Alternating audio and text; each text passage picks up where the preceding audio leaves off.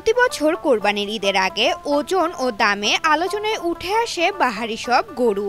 এবার সেই তালিকায় ঠাঁই পেয়েছে বাকেরগঞ্জ উপজেলার ২০ মণ ওজনের কালোমানিক। পবিত্র ঈদ উল আজহা উপলক্ষে কোরবানির হাটে বিক্রির জন্য পুরোপুরি প্রস্তুত এই বিশাল দানব আকৃতির ফ্রিজিয়ান জাতের ষাঁড় কালোমানিক। আর এই কালোমানিক বাকেরগঞ্জ উপজেলায় এখন আলোচনার তুঙ্গে রয়েছে।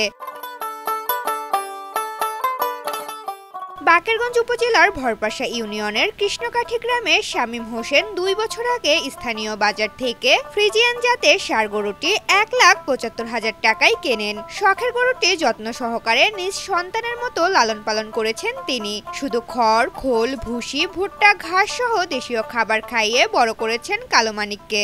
মোটাজাতকরণের কোনো ওষুধ প্রয়োগ করেননি তিনি। পা থেকে মাথা পর্যন্ত কুচকুচে কালো বলেই ষাঁড়টির নাম দেয়া হয়েছে কালোমানিক। প্রায় ৪ বছর বয়সে ষাঁড়টির ওজন ৮০০ কেজি বা ২০ মণ।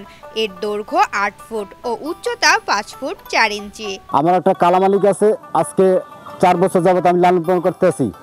আমি কোনো রাসায়নিক খাবার খাওয়াই নাই, আমি মিক্সচার খাবার ভাঙ্গাইয়ে খাওয়াইছি।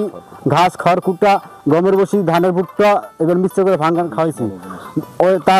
তার ওয়েট আছে ২০ মণ। বিশাল আকারের কালোমানিককে দেখতে ক্রেতা সহ সাধারণ মানুষ দূর দূরান্ত থেকে প্রতিদিন শামীম হোসেনের বাড়িতে ভিড় জমাচ্ছেন।